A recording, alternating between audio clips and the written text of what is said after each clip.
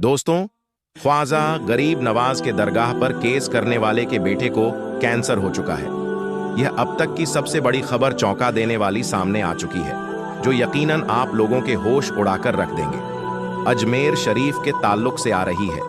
यह खबर इस वक्त काफी ज्यादा हिंदुस्तान में वायरल हो रही है। एक पत्रकार हैं जिन्होंने एक स्टेटस लगाया था, इसमें जो गरीब नवाज की दरगाह पर केस करने वाले के बारे में लिखा था वह यकीनन हैरान कर देने वाला है। क्या कुछ उन्होंने बताया, आगे इस वीडियो में दिल थाम कर सुने और हर मुसलमान इसको एंड तक जरूर देखें। इस वक्त की जो सबसे बड़ी खबर बताई जा रही है, सरकार गरीब नवाज के दरगाह पर सर्वे याचिका देने वाले के बेटे को कैंसर हुआ है। ये सोशल मीडिया के जरिए से पुष्टि हुई है। ये खबर ऐसे वक्त में सामने आई है दोस्तों, जब आपकी और हमारी और तमाम लोगों की नजरें हजरत ख्वाजा गरीब नवाज की दरगाह से जुड़ी हुई है। यहाँ पर कुछ अहम डिटेल भी आपको बताना बहुत जरूरी है। आखिर कौन है वह शख्स जिसने हजरत ख्वाजा गरीब नवाज के आस्ताने पर इस तरह की हरकत कराई, जिसके बाद हिंदुस्तान के तमाम ही लोगों में काफी ज्यादा गुस्सा नजर आने लगा, क्योंकि अभी संभल की जामा मस्जिद का केस खत्म ही नहीं हुआ था और फिर से एक नया मामला अजमेर शरीफ दरगाह के बारे में तोड़फोड़ होने का मामला आ चुका है, जो ख्वाजा गरीब नवाज के बैठाए ऊंट को नहीं उठा सके। वह ख्वाजा गरीब नवाज की दरगाह को क्या खाक हाथ लगा सकते हैं। दोस्तों, आज की वीडियो में हम जाएंगे एक राजा, जब ख्वाजा गरीब नवाज के पीछे एक पागल हाथी लगा दिया था, फिर भी ख्वाजा गरीब नवाज की कुछ नहीं उखाड़ सके। तो आज अजमेर शरीफ दरगाह को क्या खाक हाथ लगाएंगे और हम यह भी जानेंगे कि ख्वाजा गरीब नवाज ने उस पागल हाथी को पत्थर क्यों बना दिया था। तो चलिए वीडियो में बिना देर किए वीडियो को स्टार्ट करते हैं। दोस्तों, पृथ्वीराज चौहान और हजरत ख्वाजा गरीब नवाज रहमतुल्लाही अलैहि के वाक़े के बारे में हर किसी को मालूम है। पृथ्वीराज चौहान ने हर कोशिश की कि किसी न किसी तरह से गरीब नवाज रहमतुल्लाही अलैह को शिकस्त दी जा सके, लेकिन जब पृथ्वीराज चौहान हर मुमकिन तदबीर इस्तेमाल करके हार मान गया और थक चुका, तब हजरत अब्दुल्लाह बयाबान रहमतुल्लाही अलैह ने ख्वाजा गरीब नवाज रहमतुल्लाही अलैह से कहा, हुजूर, अब आपको शहर में क़याम करना चाहिए ताकि मखलूक खुदा आपके फैज़ से फैज़ याब हो सके। ख्वाजा गरीब नवाज रहमतुल्लाह अलैह ने इस दरख्वास्त को मंजूर कर लिया। हजरत ख्वाजा गरीब नवाज मोइनुद्दीन चिश्ती रहमतुल्लाह अलैह ने शेख मोहम्मद यादगार को हुक्म दिया कि शहर में हमारे लिए एक मकाम तलाश करें जहां पर हम रह सके। फिर शहर में जाकर शेख मोहम्मद यादगार ने वह जगह तजवीज़ की जहां आज ख्वाजा गरीब नवाज का मकाम मौजूद है। फिर आप ख्वाजा गरीब नवाज रहमतुल्लाह अलैह अना सागर से उठकर उस मुकाम पर रिहाइश पजीर हो गए। शहर में क़याम करने के बाद ख्वाजा गरीब नवाज रहमतुल्लाह अलैह ने तेता में हुज्जत के लिए पृथ्वीराज के नाम दावतनामा भिजवाया, जिसका मजमून कुछ यूं था, ऐ संग दिल राजा, तेरा अहद जिन लोगों पर था वह अल्लाह तबारक व ताला के फजल करम से इस्लाम में दाखिल हो गए, और अगर तू अपनी भलाई चाहता है तो मुसलमान हो जा, वरना जलील खवार होगा। पृथ्वीराज पर गरीब नवाज रहमतुल्लाह अलैह की इस दावत का कोई असर न हुआ। जो कासदन गरीब नवाज रहमतुल्लाह अलैह ने भेजा था वह वापस आ गया। उसके बाद गरीब नवाज रहमतुल्लाह अलैह ने मुराक़बत ध्यान में आंखें बंद किए हुए बैठे रहे। फिर गरीब नवाज रहमतुल्लाह अलैह ने आंखें खोलकर फरमाया, अगर यह शख्स अल्लाह तबारक व ताला पर ईमान ना लाए तो इसे जिंदा गिरफ्तार कर लिया जाए और इसे इस्लामी लश्कर के हवाले कर दिया जाए। पृथ्वीराज का जब गरीब नवाज रहमतुल्लाह अलैह पर जोर ना चल सका तो उसने मुसलमानों पर जुल्म व सितम ढाना शुरू कर दिया। हजरत ख्वाजा गरीब नवाज रहमतुल्लाह अलैह का मुकाबला पृथ्वीराज ने शेर व शायरी से किया और उसमें उसे शिकस्त हुई। उसने अपने चेलों को भी आप रहमतुल्लाही अलैह के पास भेजा, लेकिन उसके बाद भी उसे शिकस्त हुई। फिर उसने अपनी फौज को गरीब नवाज रहमतुल्लाह अलैह के मुकाबले भेजा, लेकिन फिर भी पृथ्वीराज को ही शिकस्त हुई। अब उसे यह समझ नहीं आ रहा था कि गरीब नवाज रहमतुल्लाह अलैह का मुकाबला कैसे करें। आखिरकार दरबार के एक दरबारी ने पृथ्वीराज चौहान को एक मशवरा दिया। वह मशवरा यह था कि जहां गरीब नवाज रहमतुल्लाह अलैह रहते हैं वह जगह खुले आसमान के नीचे है और वहां इर्द गिर्द कुछ खास जगहों के अलावा न कोई रिहाइश है और ना ही कोई दुकान। क्यों ना ऐसा किया जाए कि एक पागल हाथी को किलों वाली सुराख से जदोखाब यानी उसे तकलीफ दी जाए कर उसके बाद उसे गरीब नवाज रहमतुल्लाही अलैह की तरफ मोड़ दिया जाए, ताकि वह बदमस्त हाथी सीधा ख्वाजा गरीब नवाज रहमतुल्लाही अलैह के हल्के की तरफ भागने लगे, क्योंकि वह तो इबादत में मसरूफ होंगे, ना भाग सकेंगे ना ही हिम्मत कर सकेंगे। पृथ्वीराज को यह मशवरा बड़ा अच्छा लगा।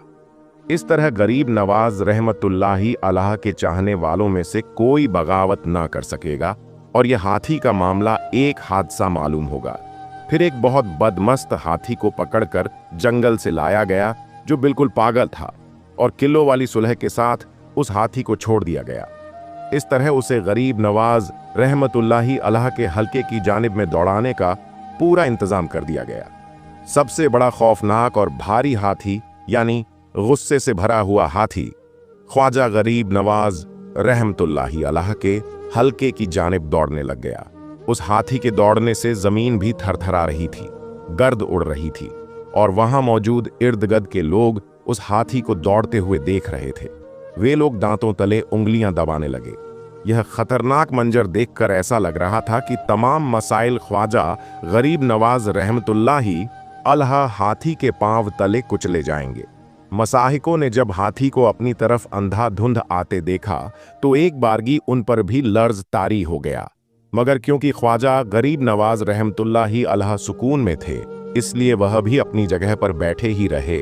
ख्वाजा गरीब नवाज रहमतुल्लाही अल्लाह ने जब यह देखा तो आप रहमतुल्लाही अल्लाह ने जमीन से एक छुटकी मिट्टी उठाई और हाथी की तरफ उस मिट्टी को फेंक कर फूंक मार दी। आप रहमतुल्लाही अल्लाह का यह अमल करना ही था कि हाथी उसी वक्त वहीं पर रुक गया और अचानक से वह पत्थर का बन गया। अल्लाहू अकबर। कुछ लम्हे पहले वह लोग जो हाथी से डर रहे थे, वहीं लोग अब अल्लाहू अकबर की सदाएं लगाने लगे और ख्वाजा गरीब नवाज के पास आ गए। आप रहमतुल्लाही अल्लाह के हाथ पर बैठे और मुसलमान हो गए। सुभान अल्लाह। तो दोस्तों, ये थी ख्वाजा गरीब नवाज की जिंदा करामत, जिसे कि आपने इस वीडियो में समात फरमाया। जब भी आप रहमतुल्लाही अल्लाह ने अपने करामत का जुहूर फरमाया तो वह सिर्फ इसलिए जाहिर किया ताकि लोग आपकी करामत को देखकर राहे हक इख्तियार कर लें। दोस्तों, इसी तरह का एक और करामत ख्वाजा गरीब नवाज का देखने को मिला था। जब मुगल बादशाह औरंगजेब अजमेर दरगाह को तोड़ने का इरादा किया था, बादशाह औरंगजेब को वलियों के मुताबिक यह गलत फहमी थी कि मरने के बाद मज़ारों में उन्हें जिंदा किया जाता है। अपनी इसी वहम को दूर करने के लिए बादशाह औरंगजेब एक रोज़ गरीब नवाज की ज़ियारत करने के लिए अजमेर शरीफ तशरीफ़ ले गए, और जब अजमेर पहुँचे औरंगजेब ने अपने काजी से कहा, चलो मान लेता हूँ कि गरीब नवाज अल्लाह के वली हैं, लेकिन मैं तभी मानूंगा जब मैं उनको सलाम पेश करूंगा तो मुझे सलाम का जवाब मिलना चाहिए। अगर मेरे सलाम का जवाब मुझे नहीं मिला तो मैं मज़ार शरीफ को तोड़ दूंगा। तो औरंगजेब आलमगीर जब मज़ार पर पहुंचे और हाजिरी दी तो वहां पर एक अदना सा शख्स बैठा हुआ था। वह शख्स इंतजार कर रहा था। तो बादशाह औरंगजेब ने उस शख्स से पूछा, ऐ शख्स, क्या मामला है? तुम यहां पर क्यों बैठे हो और तुम परेशान क्यों लग रहे हो? तो उस शख्स ने बादशाह औरंगजेब से फरमाया, हजरत, मैं आंख से नाब हूं, यानी मैं अंधा हूं, और काफी अरसे से ख्वाजा गरीब नवाज रहमतुल्लाह ताला अलैह से दुआ कर रहा हूं कि मेरी आंखों की रोशनी वापस आ जाए, लेकिन कोई फायदा ही नहीं होता। मैं काफी अरसे से यहां हाजिरी दे रहा हूं और रो रो कर दुआ करता हूं कि अल्लाह ताला अपने इस वली के सदक के मेरी आंखों की रोशनी मुझे अता कर दे, मगर आज तक मुझे कोई फायदा नहीं हुआ, यानी मेरी आज तक कोई हाजिरी और दुआ कबूल नहीं हुई। तो बादशाह औरंगजेब ने उस अंधे शख्स से कहा, मैं मज़ार पर सलाम पेश करने जा रहा हूं, और जब मैं वापस आऊं और तब तक तेरी आंखों की रोशनी तुझे ना मिली तो मैं तलवार से तेरी गर्दन उड़ा दूंगा। इतना सुनना था कि वह अंधा शख्स और ज्यादा परेशान हो गया और ज्यादा गमगीन हो गया। वह अंधा शख्स यह सोचने लगा कि अब तक तो मेरी आंखों की रोशनी नहीं थी, लेकिन अब मेरी गर्दन की बारी आ गई। यानी वह अंधा शख्स कहने लगा, अब तक तो मेरी आंखों की रोशनी से ही मैं परेशान था कि मेरी आंखों की रोशनी नहीं है, मैं अंधा हूं, लेकिन बादशाह ने अब मेरी गर्दन उड़ाने की बात कही है, यानी अब मेरा बचना तो बहुत मुश्किल नजर आ रहा है। फिर उस अंधे शख्स ने जोर जोर से रो रो कर और तड़प तड़प कर ख्वाजा गरीब नवाज से फरियाद करने लगा। और जब बादशाह औरंगजेब ने ख्वाजा गरीब नवाज को सलाम पेश किया, यानी जब बादशाह औरंगजेब मज़ार के पास गया और मज़ार के पास जाकर उसने सलाम अर्ज किया, तो मज़ार में से कोई जवाब नहीं मिला। जब बादशाह औरंगजेब ने एक मर्तबा सलाम पेश किया तो जवाब नहीं मिला। फिर बादशाह औरंगजेब ने दूसरी मर्तबा सलाम पेश किया, फिर भी सलाम का जवाब नहीं मिला। फिर बादशाह औरंगजेब ने तीसरी मर्तबा सलाम पेश किया तो अंदर से सलाम का जवाब मिल गया। यानी सलाम पेश करने का मतलब यह था कि जब बादशाह औरंगजेब ने अस्सलाम अलैकुम व रहमतुल्लाह व बरकात कहा तो इसके बदले में मज़ार शरीफ के अंदर से कोई भी जवाब नहीं मिला। फिर दूसरी मर्तबा भी बादशाह औरंगजेब को सलाम का जवाब नहीं मिला। लेकिन जब तीसरी मर्तबा बादशाह औरंगजेब ने अस्सलाम अलैकुम व रहमतुल्लाहि व बरकाह कहा तो अंदर से आवाज आई, वालेकुम अस्सलाम व रहमतुल्लाहि व बरकाह। फिर मज़ार शरीफ से आवाज आती है, ए बादशाह औरंगजेब, दोबारा ऐसी जिद ना करना, क्योंकि तुम्हारी जिद की वजह से मैं उस अंधे आदमी की आंखों की रोशनी लेने अर्श इलाही पर गया था और इसी वजह से तुम्हारे सलाम के जवाब देने में देर हो गई। ख्वाजा गरीब नवाज की करामत तो देखिए कि बादशाह औरंगजेब रहमतुल्लाह ताला खुद एक अल्लाह के वली बन गए। अल्लाहू अकबर। मेरे दोस्तों, यह शान होती है अल्लाह के वलियों की। यानी यह वाकया होना था कि बादशाह औरंगजेब रहमतुल्लाह ताला अला एक बहुत ही बड़े अल्लाह के वली बन गए, जिन्होंने एक किताब लिखी है फतवा ए आलमगिरी, जो कि इस्लाम के मुताबिक फतवे देती है। जो इस्लाम के कानून को मानती है वही इस किताब के अनुसार बनाए गए हैं। बड़े बड़े मसाइल उसी किताब से हल होते हैं। हज़रत ख्वाजा मोइनुद्दीन चिश्ती रहमतुल्लाह ताला अल अलकाब ख्वाजा गरीब नवाज अत रसूल सल्लल्लाहु अलैहि वसल्लम। कहा जाता है कि आपकी विलादत संजर, जो मुल्क ईरान के इफ़ान शहर में खुरासान के करीब है, 530 हिजरी 1411 ईस्वी में हुई। आपके वालिद का नाम ख्वाजा सैयद गयासुद्दीन बिन अहमद हसन रहमतुल्लाह ताला अल है, जो हुसैनी सादात थे, और वालिदा का नाम बीबी उम्मल वरा बिनते हजरत सैयद दाऊद रहमतुल्लाह अलह, जो कि हसनी सादात थी। 3 बरस की उम्र में आपके वालिद का इंतकाल हो गया और 15 बरस की उम्र में आपकी वालिदा का इंतकाल हो गया। हजरत ख्वाजा मोइनुद्दीन चिश्ती रहमतुल्लाह अल इल्म दीन 544 हिजरी में एक बार आप अपने फलों के बगीचे में काम कर रहे थे तो हजरत इब्राहिम कंदौजी नाम के एक दरवेश वहां आए और बैठे आपने उनको अपने बगीचे में से अंगूर का गुच्छा पेश किया और उन्होंने उसे खाया। फिर मेहमान नवाजी से खुश होकर अपने थैले में से कुछ निकाला, फिर उसको चबाकर ख्वाजा मोइनुद्दीन को खाने के लिए दिया। आपने खुशी के साथ उसको खाया तो उनके फैज़ और बरकत से आपके लिए इल्म और हिकमत के दरवाजे खुल गए। आपने अपना सब कुछ बेच दिया और उस रकम को गरीबों और मोहताज को खैरात कर दिया। फिर आप समरकंद और बुखारा की तरफ इल्म और दीन सीखने के लिए रवाना हो गए। 544 से 550 हिजरी तक आप वहां हजरत मौलाना हिजामुद्दीन और हजरत मौलाना शरफुद्दीन के पास इल्म और दीन सीखते रहे। 550 हिजरी में आपकी मुलाकात हुजूर गौस आजम रजी अल्लाह ताला अन्हो से हुई। आप एक कामिल पीर तलाश कर रहे थे कि आपने ख्वाजा उस्मान हारूनी रहमतुल्लाह ताला अल के बारे में सुना। 552 हिजरी में आप उनके पास गए और उनके मुरीद हुए और इबादत इलाही और खिदमत मुर्शिद करते रहे। एक बार ख्वाजा उस्मान हारूनी ने आपसे कहा, मोइनुद्दीन नीचे देखो, क्या दिखता है? आपने नीचे देखकर कहा, मैं जमीन के अंदर देख सकता हूं। मुर्शिद ने फिर कहा, अब ऊपर देखो, क्या दिखता है? आपने ऊपर देखकर कहा, मैं आसमान के अंदर देख सकता हूं। मुर्शिद ने फिर फरमाया, मैं तुम्हें इससे भी आगे पहुंचाना चाहता हूं।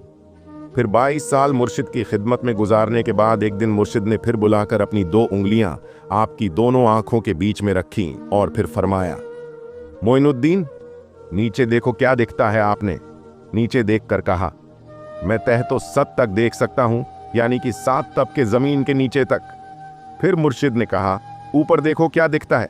आपने ऊपर देखकर कहा, मैं अर्श आजम तक देख सकता हूं। ख्वाजा उस्मान हारूनी ने खुश होकर आपको खिलाफत अता फरमाई। प्यारे दोस्तों, आइए ख्वाजा गरीब नवाज और ऊंट का कुछ वाकया जानते हैं।